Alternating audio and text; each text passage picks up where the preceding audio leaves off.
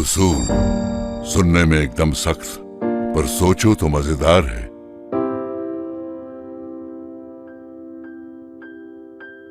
बोलने में उसूल आसान, सरल उसका उच्चार है, पर समझ तभी पाएगा घर चलेगा कोई अकेला 4 कदम उसूलों पे। जो उसूलों पे चल सका उसके जीवन में दिशा है। उसूलों में कठिनता है, कई बार उसूलों पे चलने वाले को मिलती कई चुनौतियां हैं। नामुमकिन तो नहीं, पर काफी मुश्किल है उसूलों पे अकेले चलना। सिर्फ उसूल भी अकेले कहां कुछ कर पाते हैं, साथ तो उन्हें भी चाहिए उसूलों पे चलने वालों का। उसूलों पे अगर सब साथ चलें तो उसूल उसूल नहीं, उससे कई ज्यादा है। साथ चलें तो उसूल परंपरा है, संस्कृति है, सामाजिक संपत्ति है, जिस पे निर्भर हो सकती है आने वाली कई पीढ़ियां।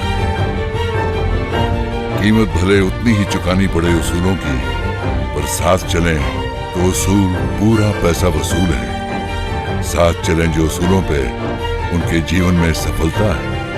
उसूलों पे साथ चलना मेरा, तुम्हारा, हम सबका इसी में फायदा है। स्वर्ण आदर्श अभियान एक औद्योगिक पहल। Good afternoon everyone. आप सब अपना टाइम निकाल कर आज मंथ एंड पर जुड़ रहे हैं, so thanks all of you.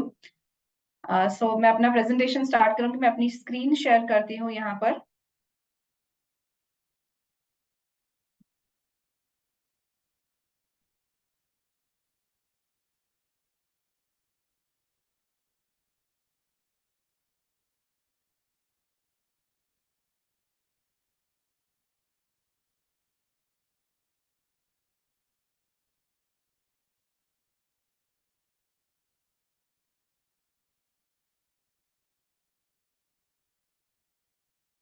So I hope this is visible.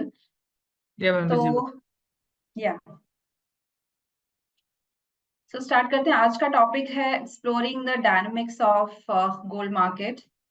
So gold market में हम कई चीजों के बारे में वैसे बात कर चुके हैं लास्ट वीक। जैसे अजय केरिया जी थे, उसके पहले कुणाल शाह थे, उन्होंने आपको कई चीजें बताई कि क्या क्या मार्केट में चल रहा है। एंड मैं उसी का एक फर्दर एक्सटेंशन दूंगी, बट मैं पहले थोड़ा बेसिक्स से स्टार्ट करूंगी, फिर ग्रेजुअली एडवांस लेवल पर जाऊंगी। ठीक है। सो जो मुझे नहीं जानते, first to give my introduction. मेरा नाम डॉक्टर एलिशा है। मुझे टोटल 18 साल का एक्सपीरियंस है बुलियन रिसर्च का, एंड मैं 4 साल से ऑगमोंट से जुड़ी हुई हूँ। उसके पहले मैं IIM IGPC एडलवाइस में काम कर चुकी हूँ। मेरा PhD है गोल्ड मार्केट्स में, एंड इस साल मुझे बेस्ट बुलियन रिसर्च का अवार्ड मिला था अब्जा से। क्यों मिला था? क्योंकि मेरी रिकमेंडेशंस जो है short term and medium term में उसका 90% सक्सेस रेशियो है। एंड मोस्टली सारे जो बिजनेस चैनल्स हैं या कॉन्फ्रेंसेस है, वहां पे मुझे गेस्ट स्पीकर की तरह बुलाया जाता है। सो आपको ज्यादा मेरे बारे में जानना हो तो आप मेरी लिंक्डइन प्रोफाइल चेक कर सकते हैं। टॉकिंग अबाउट ऑगमोंट, ऑगमोंट एक वन स्टॉप सॉल्यूशन है फॉर ऑल गोल्ड नीड्स। जो एक गोल्ड की लाइफ साइकिल होती है, starting from mining to refining, then उसके बार्स एंड कॉइन्स बनते हैं, ज्वेलरी बनती है, देन वो स्क्रैप हो जाता है। तो ऑगमोंट हर इस लाइफ साइकिल के एक एक चीज में जुड़ा हुआ है। सो B2B से लेके B2C सब में केटर करते हैं। सारे प्रोडक्ट्स जो हैं गोल्ड रिलेटेड वो ऑगमोंट के पास है। ऑगमोंट की वेबसाइट पे आप देख सकते हैं। आवाज कट हो रहा है। आई वुड रिक्वेस्ट कि सब लोग अपने आप को प्लीज म्यूट कर लीजिए, डिस्टरबेंस हो रहा है। सो आज हम क्या चीजों के बारे में डिस्कशन करेंगे। सबसे जैसे मैंने पहले बताया कि बेसिक से स्टार्ट करेंगे, गोल्ड प्राइस कन्वर्जन से लेके, फिर कई जार्गन्स हैं जो मार्केट में यूज होते हैं जो काफी लोगों को नहीं पता होते हैं। गोल्ड मार्केट को कैसे एनालाइज किया जाता है, सिनारियो एनालिसिस कैसे करते हैं, और क्या क्या चीजें हैं जो प्राइसेस को ड्राइव कर रही है। 2004 में अप्रैल में क्या हुआ था एक्चुअली, एंड देन 2024 में क्या क्या हो सकता है। तो इन सब चीजों के बारे में हम आज डिस्कशन करेंगे। और सबसे इम्पोर्टेंट, कौन सी वेबसाइट्स आपको रेफर करनी चाहिए जिससे आपका एनालिसिस सिंपल हो जाए। सो मैं आपको आज कई चीजें ऐसी बताऊंगी कि आप अपने आप को सेल्फ एनालिसिस कर पाए इस मार्केट में, किसी और की आपको जरूरत ना पड़े, खुद ही आपको पता चले कि क्या देखना चाहिए क्या नहीं देखना चाहिए, गोल्ड की प्राइसेस कहाँ जाएंगी। So I think this is important, right. सबसे पहले स्टार्ट करते हैं कि गोल्ड प्राइस का कन्वर्जन कैसे होता है फ्रॉम आउंसेस टू ग्राम्स। मुझे कहा गया था कि काफी लोगों को ये चीजें नहीं पता होती है कि आउंस टू ग्राम्स का कैसे कन्वर्जन होता है। जो $2400 से जो रेट चल रहा है हमारा 72-73,000, वो कैसे डिराइव होता है। तो मैं ये बहुत ही बेसिक से स्टार्ट करूंगी। तो सबसे पहले जो हम देखते हैं कि एक ट्रॉय आउंस जो होता है that is equal to 31.10 grams, and international जो प्राइस है वो आउंस में होती है, हमारी ग्राम्स में होती है। तो उसका ये सिंपल फॉर्मूला है, जो इंटरनेशनल प्राइस है उसको हम यहाँ का USD INR रेट है उससे मल्टीप्लाई करेंगे, एंड जो ट्रॉय आउंस टू ग्राम का कन्वर्जन है उससे मल्टीप्लाई करेंगे, राइट। तो मैंने यहाँ पे एग्जांपल दिया हुआ है।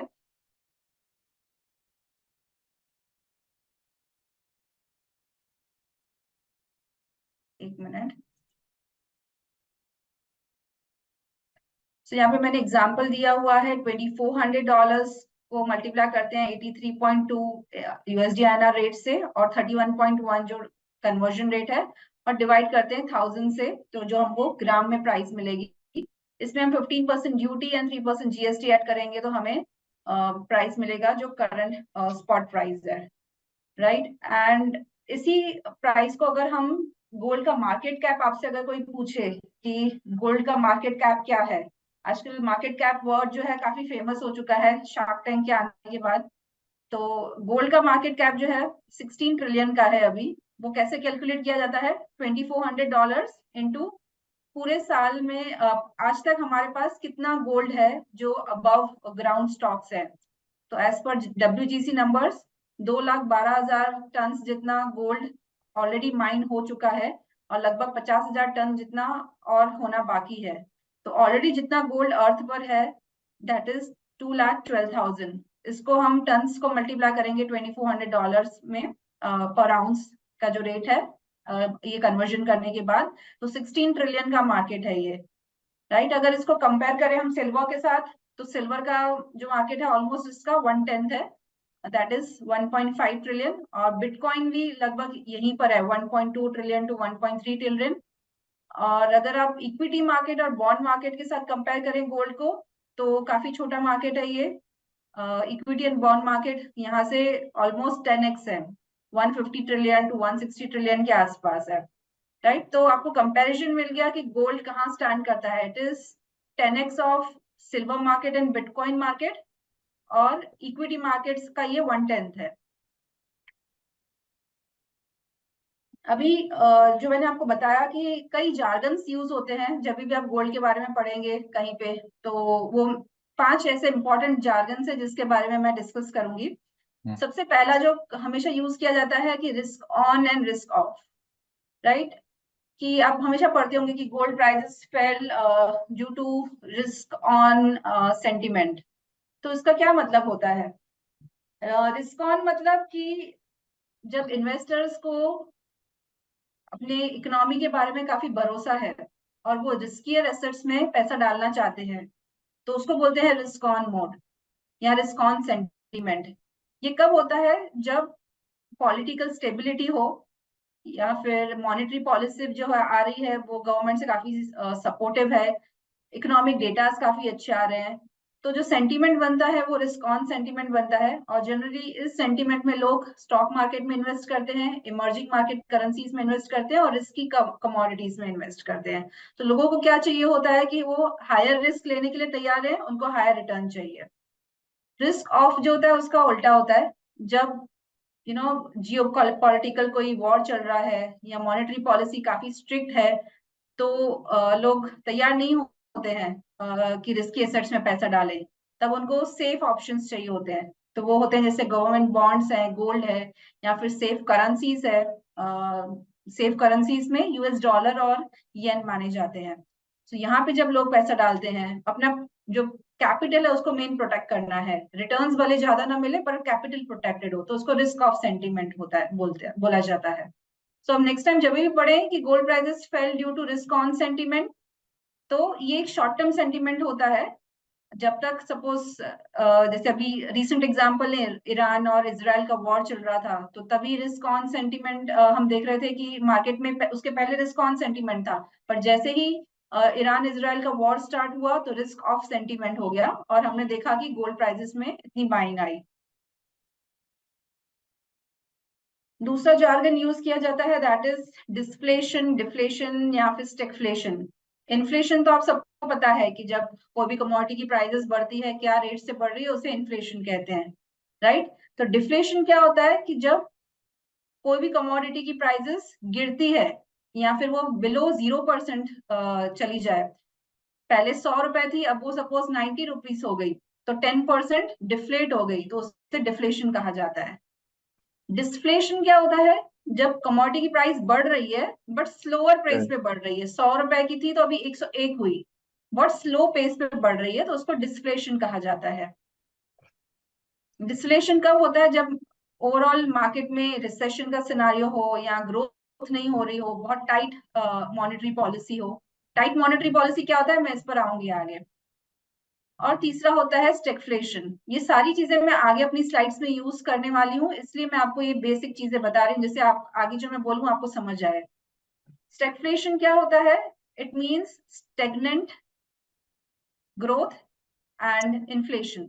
ग्रोथ स्टेबल है बट फिर भी कमोडिटी की प्राइसेस बढ़ रही है, इन्फ्लेशन लगातार है। जो अभी सिनारियो है, अभी आप देखेंगे यूएस का जो जीडीपी का डेटा आया था, तब था कि जो ग्रोथ रेट है वो 2% के नीचे है, स्टैग्नेंट ग्रोथ है। बट इन्फ्लेशन अभी भी जो फेड चाहता है 2% के नीचे हो, वो वहां नहीं है, वो उसके ऊपर ही है, 3-3.5% के आसपास है। तो इन्फ्लेशन अभी भी बढ़ा हुआ है पर ग्रोथ जो है वो स्टैग्नेंट है। तो अभी 2024 का बाकी का जो 5-6 महीने हैं, कंसिडर किया जा रहा है कि ये स्टैगफ्लेशन हो सकता है या रिसेशन हो सकता है। उसके बारे में हम आगे डिस्कस करेंगे।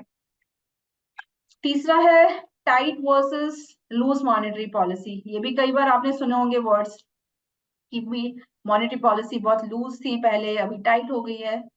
सो लूज मॉनेटरी पॉलिसी क्या होती है, जब इंटरेस्ट रेट्स, एक सेकेंड,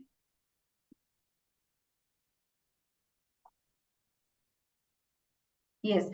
सो लूज मॉनेटरी पॉलिसी क्या होती है, जब इंटरेस्ट रेट्स ओवरऑल गिरना चालू होते हैं। एंड ये क्यों होता है, क्योंकि गवर्नमेंट या जो सेंट्रल बैंक है वो चाहती है कि इकोनॉमी को स्टिमुलेट किया जाए। तो इंटरेस्ट रेट्स अगर गिरेंगे तो लोगों को बोरो करना इजी रहेगा, मनी सर्कुलेशन बढ़ेगा मार्केट में, उसकी वजह से स्पेंडिंग बढ़ेगी। उसके बाद क्या होता है, एम्प्लॉयमेंट बढ़ती है, फिर बिजनेसेस एक्सपांड होती है, एंड ग्रेजुअली जो ग्रोथ अगर नीचे आ गया है तो वो बढ़ जाता है। जो अभी एक्सपेक्टेड है 2024 में कि लूज मॉनेटरी पॉलिसी फेड लेने वाला है यूएस में, राइट, कि इंटरेस्ट रेट्स कम होने वाले हैं। ग्रेजुअली वो चाहते हैं कि स्पेंडिंग बढ़े, ग्रोथ बढ़े, जो ग्रोथ अभी स्टैग्नेंट हो चुकी है। तो 2023 तक जो था वो टाइट मॉनेटरी पॉलिसी थी, और अभी 2024 से लूज मॉनेटरी पॉलिसी देखी जा सकती है। सो टाइट मॉनेटरी पॉलिसी में क्या होता है कि इंटरेस्ट रेट बढ़ते रहते हैं, तो लोगों के लिए बोरो करना डिफिकल्ट होता है, मनी सर्कुलेशन कम होता है सिस्टम में, स्पेंडिंग कम होती है, राइट। इस वजह से जो बिजनेसेस है वो कॉन्ट्रैक्ट होती है एंड ग्रोथ ग्रेजुअली धीरे धीरे धीरे कम होती है। तो ये कब किया जाता है, जब इकोनॉमी ओवरहीट हो जाती है। तो ये ओवरहीट कब हुई थी, जब कोविड के टाइम पे इतना सारा पैसा डाला गया था सिस्टम में, तो काफी ओवरहीट हो गई थी इकोनॉमी, इसलिए उन्होंने ग्रेजुअली इंटरेस्ट रेट्स को बढ़ाना चालू किया था ओवरहीट को स्लो डाउन करने के लिए, राइट। सो टाइट मॉनेटरी पॉलिसी से अभी हम लूज मॉनेटरी पॉलिसी की तरफ जा रहे हैं इस साल। फिर होता है soft landing and hard landing, right. So soft landing क्या होता है कि जब भी इकोनॉमी काफी ओवरहीट हो जाती है और ग्रेजुअली स्लो डाउन होती है, धीरे धीरे धीरे धीरे सारे इकोनॉमिक डेटा नीचे आ रहे हैं, बट बहुत खराब नहीं आ रहे हैं। थोड़े बहुत नीचे आ रहे हैं, क्योंकि कोई भी इकोनॉमिक साइकिल हो वो ऊपर जाती है फिर नीचे आता है। हम हमेशा देखते हैं एक अपसाइड मूव होता है फिर एक डाउनसाइड मूव होता है। तो बहुत ज्यादा डाउनसाइड ना हो जब, तब उसे बोलते हैं सॉफ्ट लैंडिंग, कि सीवियर डाउनटर्न नहीं आया, राइट। उसको सॉफ्ट लैंडिंग कहा जाता है। एंड हार्ड लैंडिंग में क्या होता है कि काफी कंट्रैक्शन आ जाता है हर इकोनॉमिक नंबर्स में, इकोनॉमिक एक्टिविटी में, एम्प्लॉयमेंट गिर जाते हैं, ओवरऑल इकोनॉमी की हेल्थ खराब हो जाती है, क्योंकि इंटरेस्ट रेट्स इतने बढ़ चुके होते हैं तो काफी हर चीज में तबाही मच जाती है और रिसेशन आ जाता है। तो उसे बोलते हैं हार्ड लैंडिंग, राइट। तो अभी जिस तरह से फेड ने इंटरेस्ट रेट्स बढ़ाए थे लास्ट ईयर तक, तो अभी इस साल क्या होगा, सॉफ्ट लैंडिंग होगा कि हार्ड लैंडिंग होगा, that is a question mark. And last jargon है हॉकिश वर्सेस डॉविश। ये भी आपने हर बार सुना होगा, जब भी फेड की मीटिंग होती है ये कहा जाता है कि जो फेड का स्टांस था इस बार हॉकिश था, इस बार डॉविश था। सो इसे समझते हैं, इसका मतलब क्या होता है। चलो इसके पहले मैं एक चीज और बताना चाहूंगी आपको, कि फेड की मीटिंग जो है पूरे साल में 8 बार होती है, ठीक है। हर 40 दिनों के बाद फेड की मीटिंग होती है। एंड हर 20 दिन, हर 40 दिनों के बाद उनका वो बताया जाता है कि उन्होंने क्या डिस्कस किया, जो मिनट्स बताए जाते हैं, फेड मिनट्स आते हैं। तो आप देखेंगे तो हर 20 डिफरेंस के हर 20 दिन के डिफरेंस के बाद आपको कुछ ना कुछ आएगा। हर 20 दिन के बाद फेड का आपका मीटिंग आएगी, उसके 20 दिन के बाद फेड के मीटिंग मिनट्स आएंगे, फिर 20 दिन के बाद फेड की मीटिंग आएगी, फिर मीटिंग मिनट्स आएंगे, राइट। तो इस तरह ये हर मीटिंग में वो जो डिस्कशन करते हैं वो मिनट्स में बताया जाता है। तो हॉकिश और डॉविश का क्या मतलब है। हॉकिश सबसे पहले देखते हैं। तो हॉकिश मतलब ये वर्ड लिया गया है एक बर्ड के नाम से, जिसे हॉक कहते हैं, जो ईगल की तरह होता है, वो काफी एग्रेसिव होता है, राइट। हॉक का मतलब काफी एग्रेसिव होना। तो जब इकोनॉमी काफी हीटअप हो चुकी है, इन्फ्लेशन काफी बढ़ गया है, तो फेड जो है वो हॉकिश मॉनेटरी पॉलिसी अपना अनाउंस करती है, जहां पे वो इंटरेस्ट रेट्स बढ़ाना चालू कर देते हैं, स्टिमुलस को घटाना चालू करते हैं। तो इस वजह से क्या होता है, ग्रेजुअली हम देखते हैं कि ग्रोथ जो है वो ग्रेजुअली नीचे आना स्टार्ट करती है, एंड स्टॉक प्राइसेस नीचे आते हैं, एम्प्लॉयमेंट नीचे आता है, डिमांड थोड़ा बहुत नीचे आ जाती है। तो ये कब हुआ था, 2023 तक हुआ था, जब फेड की जो मॉनेटरी पॉलिसी जो थी हॉकिश थी, वो इंटरेस्ट रेट्स रेगुलरली बढ़ा रहे थे। बट 2024 में उन्होंने क्या कहा है कि वो डॉविश रहेंगे, आगे चल के इंटरेस्ट रेट्स कट्स आ सकते हैं। क्योंकि क्यों ऐसा कर रहे हैं, क्योंकि ग्रोथ कम हो चुकी है, इन्फ्लेशन अभी पहले जो हाई था वो ऑलरेडी गिर के 12% से अभी देख के हम 3% तक आ चुका है, राइट। अभी उनको फिस्कल स्टिमुलस जो है वो बढ़ाना है, इंटरेस्ट रेट्स कम करना है। तो हम क्या देख रहे हैं उसके सामने, एम्प्लॉयमेंट बढ़ रहा है, ग्रेजुअली बढ़ेगा, स्टॉक प्राइसेस बढ़ेंगे, गोल्ड की प्राइस बढ़ेगी। तो डॉविश मॉनेटरी पॉलिसी गोल्ड के लिए पॉजिटिव है, हॉकिश नेगेटिव है, राइट। तो हम ये देखते हैं हमेशा, डॉविश मतलब एक बर्ड है, डव उसके नाम से दिया गया है ये वर्ड, जो इतना एग्रेसिव नहीं होता है। तो जब बहुत एग्रेसिव हो फेड उसको हॉकिश बोलते हैं, जब एग्रेसिव नहीं हो वो डॉविश कहा जाता है। डॉविश इज पॉजिटिव फॉर गोल्ड, आप ये याद रखें। सो ये थे मेन 5 जार्गन्स, जो मैक्रो इकोनॉमिक जार्गन्स कहा जाता है, जो जनरली काफी गोल्ड के न्यूज में और हर जगह आप पढ़ के आपको अभी आई सपोज शायद समझ में आएगा, आप जब नेक्स्ट टाइम उसे पढ़ेंगे तो। सो हमारा नेक्स्ट टॉपिक पे आते हैं, जो है कि गोल्ड के मार्केट को कैसे एनालाइज किया जाता है। तो ये मैं अपने एक्सपीरियंस से कर रही हूँ, जिससे मैंने कहा कि ऑलमोस्ट मुझे 18 साल का एक्सपीरियंस है ये मार्केट में। तो जनरली लोग क्या देखते हैं, fundamental analysis and technical analysis देखते हैं। फंडामेंटल्स में क्या देखते हैं आप, कि मैक्रो इकोनॉमिक नंबर्स क्या आ रहे हैं, डेटा, इकोनॉमिक डेटा क्या आ रहा है, डिमांड सप्लाई क्या है, राइट। टेक्निकल्स में चार्ट्स देखे जाते हैं, short term, long term. But इसके अलावा 2 और चीजें जो देखना काफी इंपॉर्टेंट होती है। तीसरा है इंटर मार्केट एनालिसिस। वो क्या होता है, क्योंकि जब से ग्लोबलाइजेशन हुआ है, कोई भी फाइनेंशियल मार्केट जो है वो आइसोलेशन में नहीं चलता, गोल्ड का मार्केट अकेला नहीं चलेगा, बाकी के मार्केट्स में क्या आ रहा है वो, दैट इज वेरी इंपॉर्टेंट। तो इक्विटी मार्केट में, बॉन्ड मार्केट में, करेंसी में, बाकी की कमोडिटीज में क्या हो रहा है, ये चारों मार्केट्स में क्या आ रहा है, that will impact gold prices, right. तो इंटर मार्केट एनालिसिस करना बहुत जरूरी है कि बाकी के मार्केट्स में क्या हो रहा है, काफी कोरिलेशंस कभी बनते हैं, बिगड़ते हैं, राइट, उसकी वजह से काफी इम्पैक्ट आता है। और चौथा जो है सेंटीमेंट एनालिसिस किया जाता है, दैट इज कि ओवरऑल मार्केट का सेंटीमेंट रिस्क ऑन है कि रिस्क ऑफ है। जैसे मैंने पहले बताया कि लोग रिस्क लेना चाहते हैं कि नहीं लेना चाहते हैं। जो न्यूज आया है आज मार्केट में, वो क्या सेंटीमेंट बना रहा है, शॉर्ट टर्म सेंटीमेंट पॉजिटिव है, लॉन्ग टर्म सेंटीमेंट क्या है। तो ये सब शॉर्ट टर्म और लॉन्ग टर्म हम सेंटीमेंट एनालिसिस किए जाता है इसमें। तो ये एनालिसिस हम चलो आगे चल के हम देखते हैं कि कैसे क्या करते हैं, बट उसके पहले हम देखते हैं कि लास्ट पिछले 25 सालों में क्या क्या हुआ है गोल्ड मार्केट्स में और किस तरह से उसका एनालिसिस किया जा सकता है। तो पहले लास्ट 25 इयर्स की बात करें तो गोल्ड के मार्केट में आप देखेंगे कि रिटर्न्स कितने आए हैं, प्राइस परफॉर्मेंस कैसे रहा है। तो आपको ये वाला जो सेकेंड लास्ट कॉलम देखेंगे,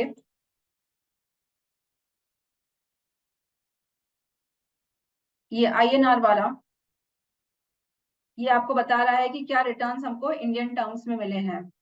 पहला वाला जो कॉलम है ये बता रहा है कि यूएस के टर्म्स में हमको कितने रिटर्न्स मिले हैं।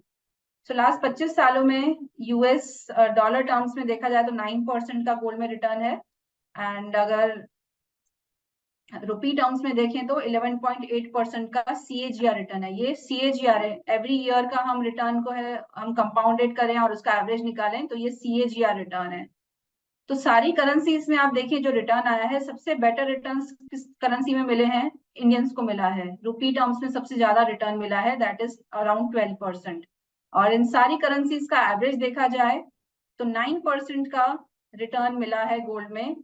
जनरली आप देखें तो इंडिया में हम कभी भी बात करते हैं कि गोल्ड में कितना रिटर्न मिला है, तो लास्ट 20-25 सालों में हमको 12% का CAGR रिटर्न मिला है। इसको कंपेयर करें अगर इक्विटी मार्केट्स के साथ, तो जहाँ पे इंडेक्स जो है सेंसेक्स या निफ्टी ने 14 या फिर 15% जितना परफॉर्म किया है।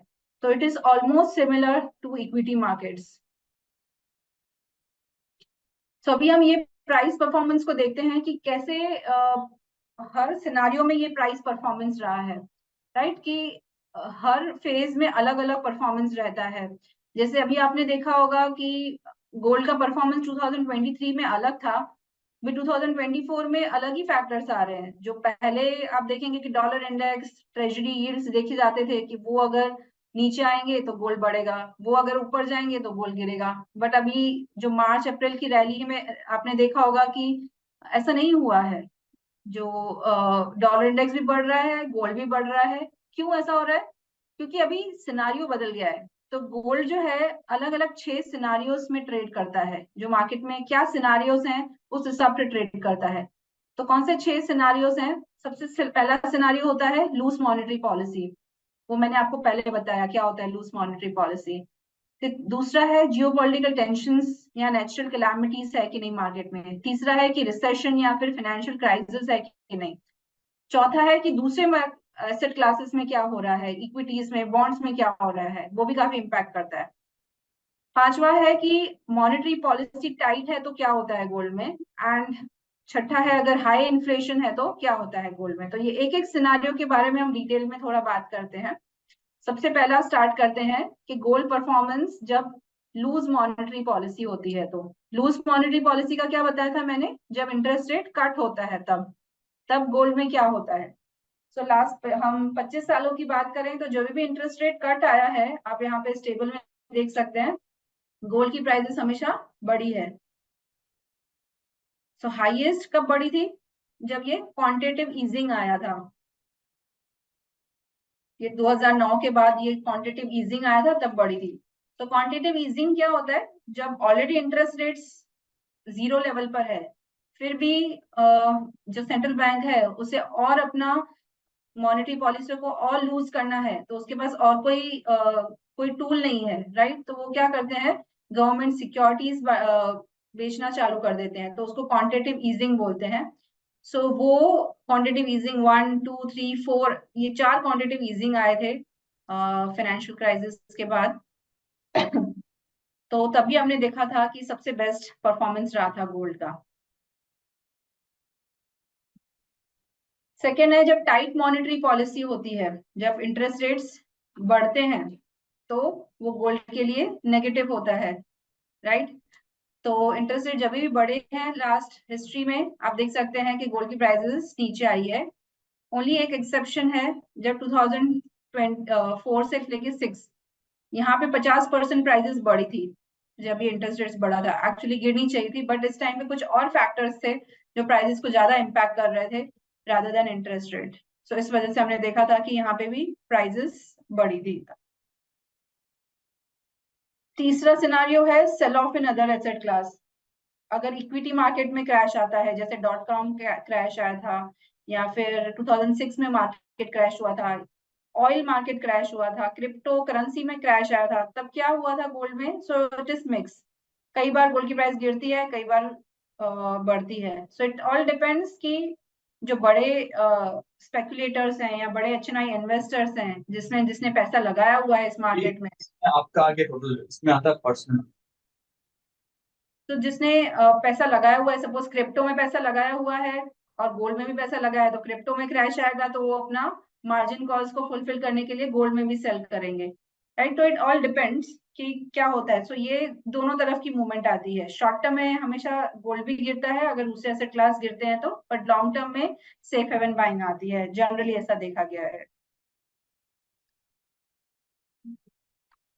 गोल्ड का परफॉर्मेंस जियोपॉलिटिकल टेंशंस में क्या होता है ये सबको पता है। ये अभी हमने जैसे देखा था, लेटेस्ट एग्जांपल सबको भी याद है कि रशिया यूक्रेन का वॉर हो, ईरान हमास का वॉर हो, या अभी जो ऑनगोइंग ईरान इजराइल का वॉर चल रहा है। इस वजह से हमेशा प्राइसेस बढ़ती है जब भी जियोपॉलिटिकल टेंशंस हो, नेचुरल कैलामिटीज हो। नेचुरल कैलामिटीज में जैसे कोविड आया, हरिकेन्स आए, ये सारी चीजें गोल्ड के लिए पॉजिटिव रहती है। और लास्ट है फाइनेंशियल क्राइसिस के टाइम और रिसेशन के टाइम पर क्या होता है, तभी भी गोल्ड की प्राइसेस बढ़ती है, राइट? सब प्राइम प्राइसेस आए थे, पेंडेमिक आया, रिसेशन आया, ब्री एग्जिट, डेट क्राइसिस। सो हमेशा इस टाइम पर गोल्ड की प्राइस बढ़ती है। और सबसे जो बेहतरीन सिनारियो होता है गोल्ड के लिए, वो होता है रिसेशन या फाइनेंशियल क्राइसिस का। अब देखेंगे सबसे ज्यादा प्राइसेस जो इंक्रीज हुई है इसी टाइम पे हुई है, 50%, 40%। इतने बड़े मूव्स कभी भी नहीं आते हैं, सिर्फ इस रिसेशन या फाइनेंशियल क्राइसिस के टाइम पे आते हैं। सो आगे चल के जो अभी बात हो रही है कि गोल्ड 1 लाख रुपए आ जाएगा, वो क्यों वैसे बातें हो रही है? क्योंकि आगे चल के फाइनेंशियल क्राइसिस भी आ सकते हैं, सबसे बड़ा ये भी पॉइंट है। और दूसरा, जो जियोपॉलिटिकल टेंशंस अगर बढ़ते रहे इसी तरह, वॉर बढ़ता रहा, तो भी ये एक पॉजिटिव सिनारियो है। तो दो दो सिनारियोस हैं जो वो पॉजिटिव हैं इस बार गोल्ड के लिए। इसकी तरह इसीलिए बात हो रही है कि 1 लाख तक आएगा। मुझे नहीं लगता 1 लाख तक अभी इस साल आ जाएगा, बट एटलीस्ट ये 3-4 सालों में हम कह सकते हैं कि गोल्ड की prices would be around 1 lakh rupees per 10 ग्राम। तो ये जो मूवमेंट मैंने इधर बताई है कि इतना बड़ा इतना कम हुआ, ये एक्चुअल जब सपोज ये इंटरेस्ट रेट राइज जब स्टार्ट हुआ, तभी उस दिन से नहीं कैलकुलेट किया गया है। जो मार्केट है हमेशा फ्यूचर को डिस्काउंट करता है। जैसे अभी हम लेटेस्ट एग्जांपल ले लें कि अक्टूबर में फेड ने कहा था कि अभी वो इंटरेस्ट रेट्स नहीं बढ़ाएंगे, तो थोड़ा टाइम पॉज रखेंगे। और इस साल की शुरुआत में कहा था कि वो इस साल 3 बार इंटरेस्ट रेट को कट करेंगे, राइट? तो उन्होंने जब कहा तभी से ही गोल्ड में इम्पैक्ट आना चालू हो जाता है। हम वेट नहीं करेंगे एक्चुअल जब इंटरेस्ट रेट कट हो उसके बाद अब प्राइसेस गिरेगी, जो है फ्यूचर्स ऑलरेडी डिस्काउंट हो जाता है सब कुछ। तो जो यहाँ पे मूवमेंट ली हुई है, वो जब अनाउंसमेंट्स आए हैं तब से क्या हुआ है प्राइसेस में, वो मूवमेंट ली हुई है, ना कि जब एक्चुअल अनाउंसमेंट हो कि एक्चुअली फेड का रेट कट हुआ या राइज हुआ। जब अनाउंसमेंट हुई कि आगे चल के होने वाला है, तब क्या मोमेंटम आई है वो चीज देखी गई है, और एक्चुअली वही देखा जाता है, राइट? सो ये मैंने आपको अलग अलग सिनारियोस बताए कि गोल्ड कैसे परफॉर्म करता है हर सिनारियो में। और सबसे बेस्ट सिनारियो कौन सा होता है? फाइनेंशियल क्राइसिस का या रिसेशन का, जब गोल्ड में सबसे ज्यादा बड़ी मूवमेंट आती है, 40-50% की भी मूवमेंट आ जाती है जब ये सिनारियो बनता है। और जब जियोपॉलिटिकल टेंशंस का सिनारियो बनता है तो हम देखते हैं रफली 15-20% तो और ऑलमोस्ट प्राइसेस बढ़ती है, जो इस साल भी हुई है। अभी तक हमने देखा है, अभी तक जो $24-50 का हाई बना था, तो ऑलमोस्ट 18% प्राइसेस बढ़ चुकी थी। तो ये जनरल पहले भी हो चुका है, इस साल भी हुआ, कोई बड़ी बात नहीं है। तो सबसे जो बेस्ट चीज होती है गोल्ड के लिए वो है अनसर्टेनिटी। जब भी मार्केट में अनसर्टेनिटी हो, चाहे वो क्राइसिस की अनसर्टेनिटी हो, रिसेशन हो, या कुछ भी अनसर्टिनिटी हो मार्केट में, तो वो गोल्ड की मार्केट को एक सेफ हेवन बाइंग लाती है, जो हमेशा आप न्यूज में पढ़ते हैं कि सेफ हेवन बाइंग आ रही है। सो बिकॉज अनसर्टिनिटी काफी बढ़ी हुई है, तो अनसर्टिनिटी में बाकी के मार्केट्स जो है, स्टॉक्स और ट्रेजरीज, वो सब नेगेटिव रिटर्न देते हैं, सिर्फ अकेला गोल्ड ही पॉजिटिव रिटर्न देता है।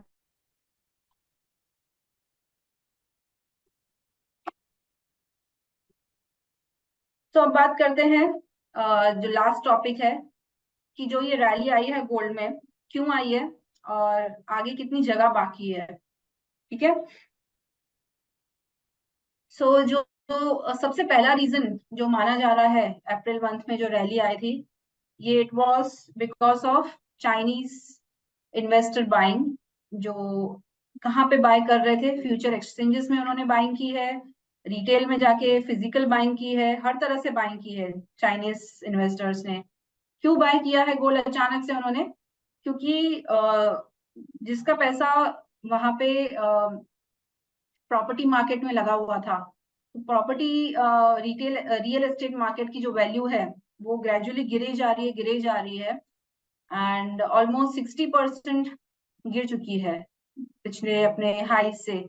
तो लोगों का जो पैसा काफी अटका हुआ था उसमें, तो जहां काफी लोगों ने वहां से पैसा निकाल कर गोल्ड में डाला है, तो और कोई तो उनके पास सेफ हेवन है नहीं, तो कहाँ इन्वेस्ट करें? तो उन्होंने प्रॉपर्टी का पैसा, स्टॉक मार्केट का पैसा सब निकाल के गोल्ड में डाला। और ये आप देख सकते हैं कि शांघाई एक्सचेंज जो है, फ्यूचर एक्सचेंज, वहां के ट्रेडिंग वॉल्यूम्स अचानक से बढ़ गए हैं 2024 में। आप देखो, ये जो मैं पॉइंट कर रही हूँ, इतने अचानक से यहाँ पे ये वॉल्यूम्स बढ़ गए हैं। ठीक है,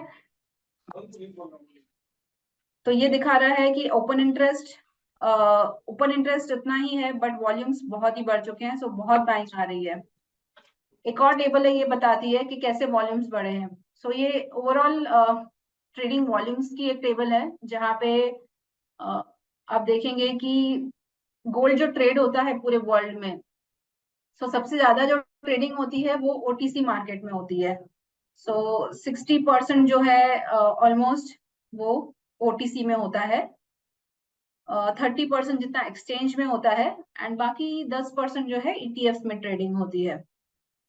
राइट, तो अगर आप इसमें देखेंगे तो सबसे बड़ा जो ओटीसी का मार्केट है वो है एलबीएमए, एंड देन नॉन एलबीएमए ट्रेड्स भी होते हैं। एक्सचेंज सबसे बड़ा कौन सा है? कॉमेक्स है, and then Shanghai future exchange and Shanghai gold exchange. तभी आप इसमें नोट कीजिए एक चीज, कि ये जो दिखा रहा है, नंबर जो दिखा रहा है, ये है एवरेज डेली एवरेज वॉल्यूम इन बिलियन डॉलर्स, कि एवरेज रोज कितना वॉल्यूम होता था एलबीएमए में। जैन फैब में आप देखिए तो 81 बिलियन डॉलर्स हुआ है, फैब में 75 बिलियन हुआ है। मार्च अप्रैल जब ये प्राइस इतनी बड़ी है, तो यहाँ पे थोड़ा बहुत इंक्रीज हुआ है। ठीक है, दिस इज ओके। शांघाई में आप देखिए,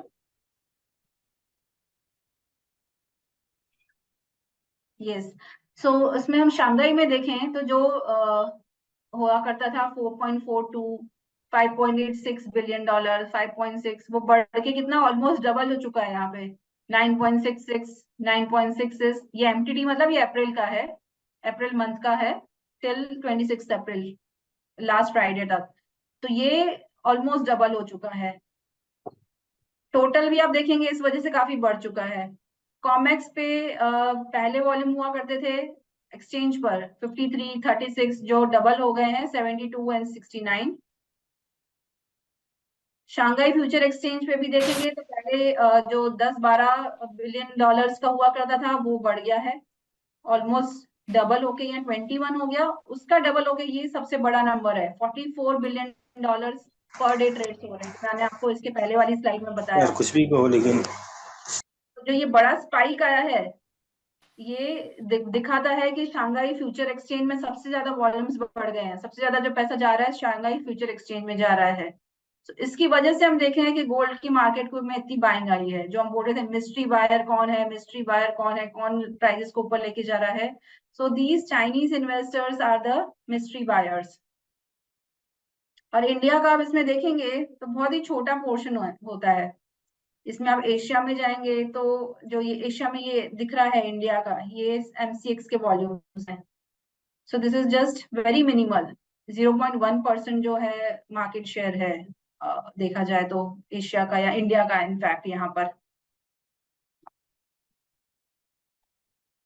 तो जो हम कहते हैं कि इंडिया में इन्फ्लेशन कम हो रहा है, ग्रोथ बढ़ रहा है, फिजिकल डिमांड नहीं है, फिर भी प्राइसेस बढ़ रही है। सो ये आप इसमें देख सकते हो, जो गोल्ड का मार्केट है वो इंडिया 0.1% उसमें ट्रेडिंग में आता है। तो जो भी बड़े ट्रेड्स होते हैं वो LBMA में होते हैं, कॉमेक्स पे होते हैं, शंघाई पे होते हैं, जो मार्केट को मूव करते हैं।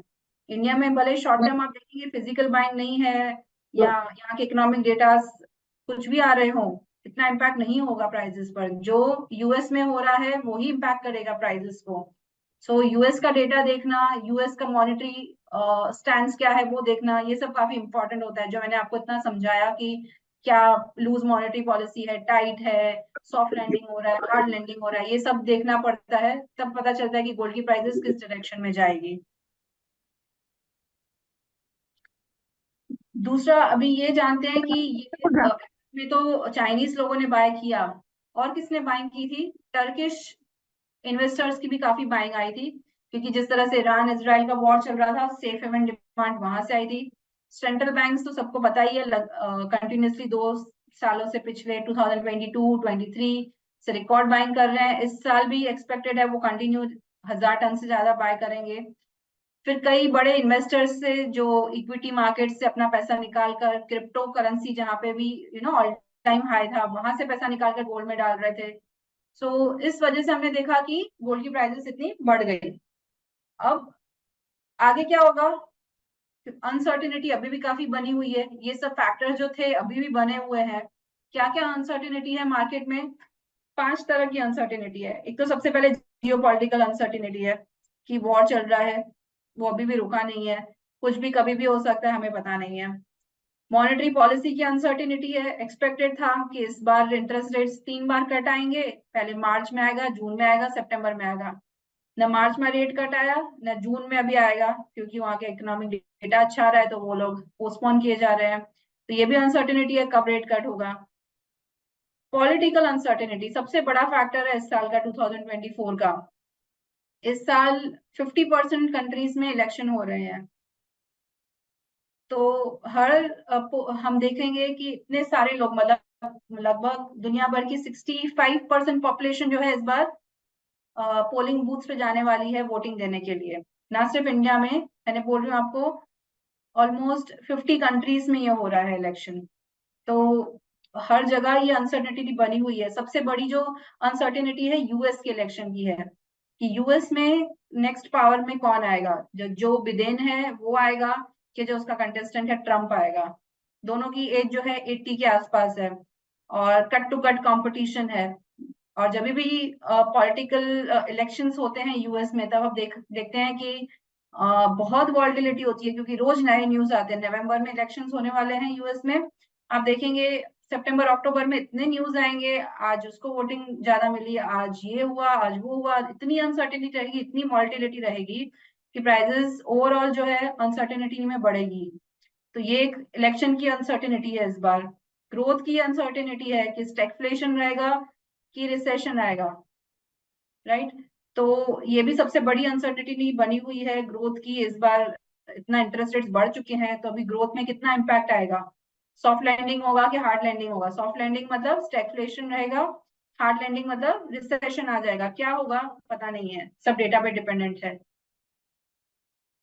सबसे बड़ा दूसरा फैक्टर है डेट क्राइसिस आ सकते हैं, फिस्कल डेट क्राइसिस। ये सबसे बड़ा फैक्टर है जो प्राइसेस को आगे चल के इम्पैक्ट करेगा। जो बोलते हैं ना कि अननोन फैक्टर, नया क्या आने वाला है मार्केट में जो गोल्ड को इम्पैक्ट करेगा। चलो ये तो सब हमको पता है, जियोपॉलिटिकल पता है, मॉनेटरी पता है, ये सब चीजें पता है, ये तो चल ही रही है। नया क्या आने वाला है मार्केट में जो प्राइसेस को इम्पैक्ट करेगा, वो है फिस्कल डेट अनसर्टेनिटी। ये सबसे बड़ा प्रॉब्लम है यूएस का। This is a big elephant in the room जो प्राइसेस को इम्पैक्ट करेगा। यूएस की डेट जो है, इसको मैं आपको थोड़ा शॉर्ट में बताती हूँ एक स्लाइड में कि क्या हो रहा है वहां पे। लगातार यूएस की डेट है वो बढ़ती ही जा रही है, बढ़ती ही जा रही है। हर 100 दिन में $1 ट्रिलियन जितनी डेट बढ़ रही है। सो आप देखेंगे अगर 2006 में जो फिजिकल डेट थी लगभग $8 ट्रिलियन थी, 8 ट्रिलियन की बढ़ के अभी हो चुकी है 34.5 ट्रिलियन। सो हर 100 दिन में $1 ट्रिलियन बढ़ रहा है वहां पर। जितनी वहां की जीडीपी ग्रोथ नहीं हो रही है वहां पे उतना डेट बढ़े जा रहा है। तो वहां का जो डेट टू जीडीपी रेशियो कहा जाता है वो ऑलमोस्ट 125 to 130% है, which is very very bad. तो जब ये क्राइसिस फटेगा तो क्या होगा?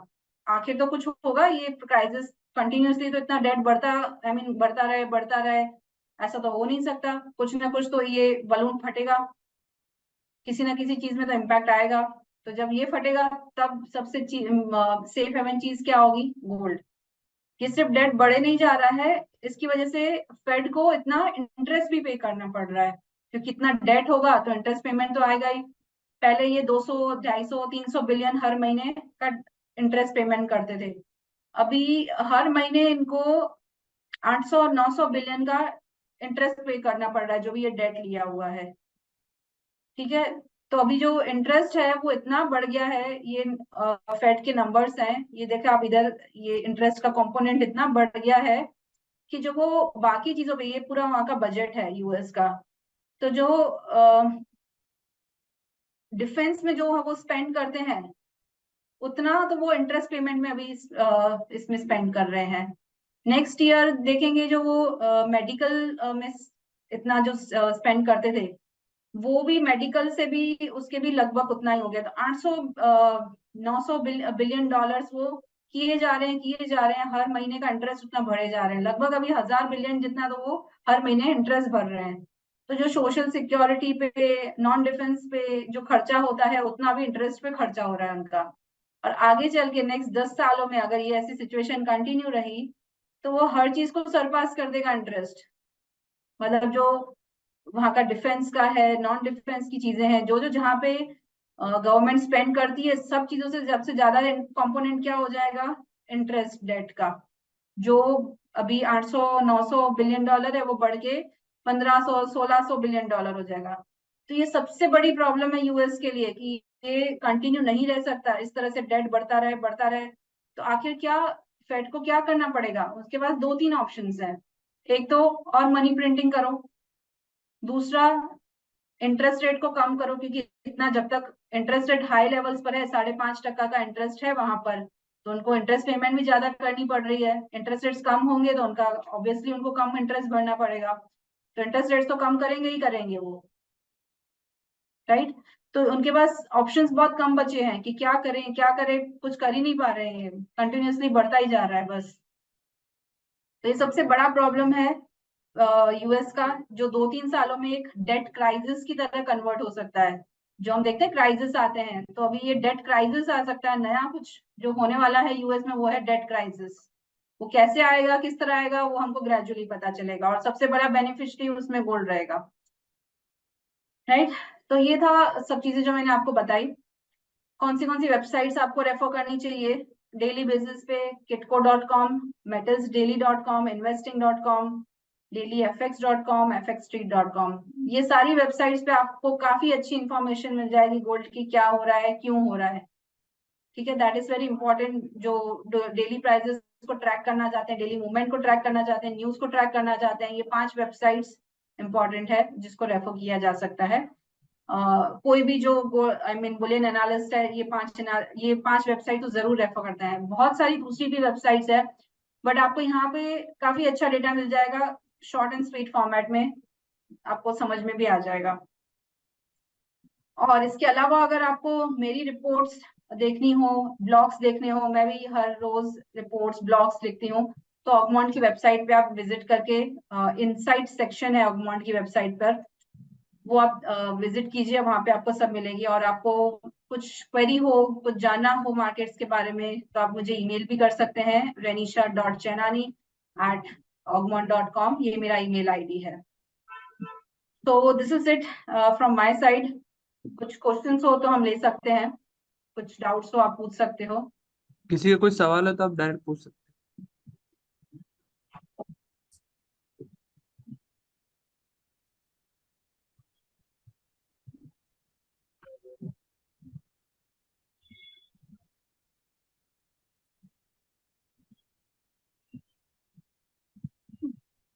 तो if there no questions it means आपको सब समझ में आ गया है और आप सब चीजें फॉलो करेंगे, राइट? किसी का कोई सवाल है, अदरवाइज सेशन क्लोज करेंगे।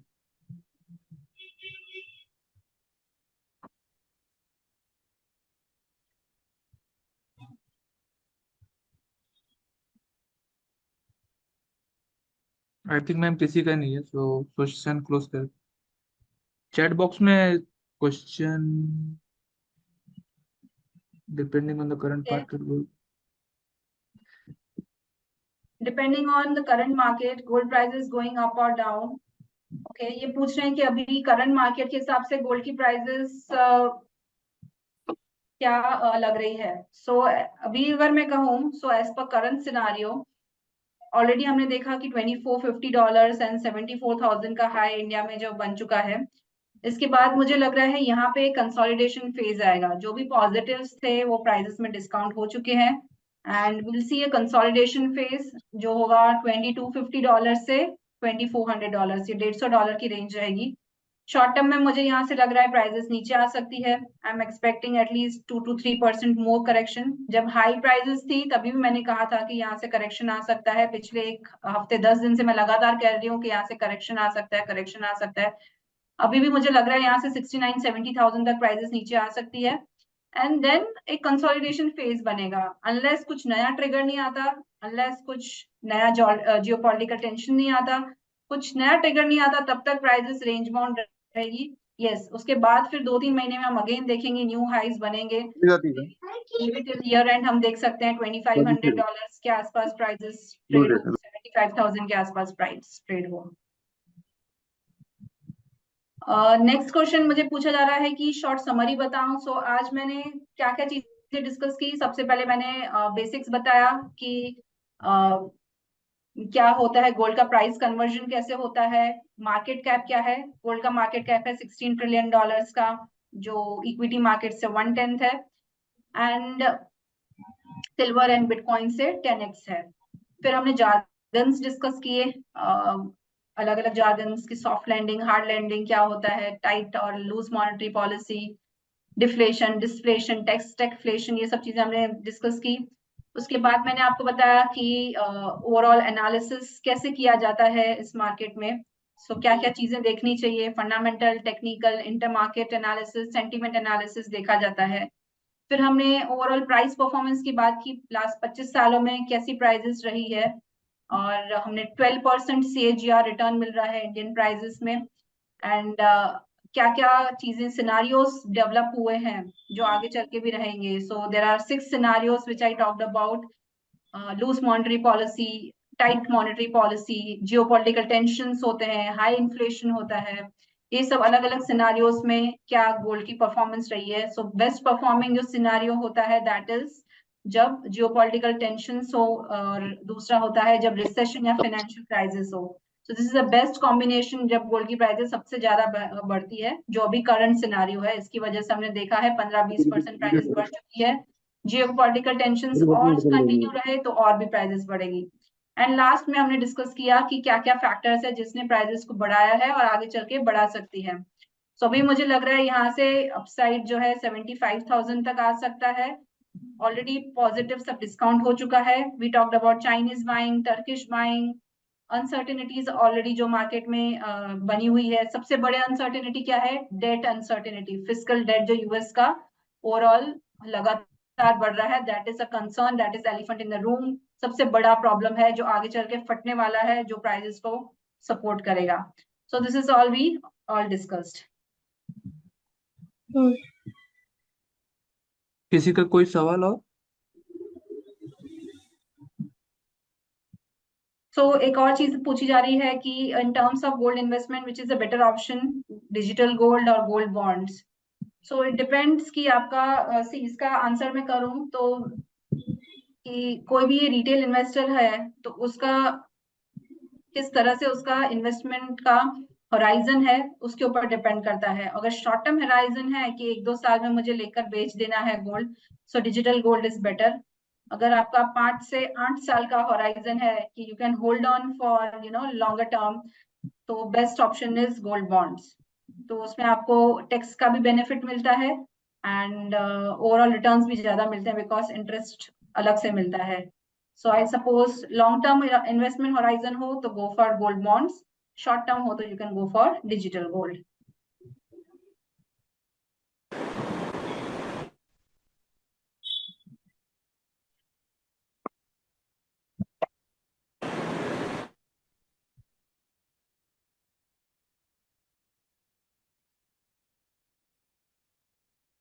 Okay, Pankaj, so we can end the Okay, session. Ma'am, तो क्लोज Most, करते हैं. I've answered So, most of the questions. Thanks so for thank you, ma'am. connecting. Thank you, Thank you ma'am, all of you. and thank you all the participants, and thank you World Gold Council for the supporting us. Thank you, IBJA and World Gold Council for inviting me. Thanks a lot.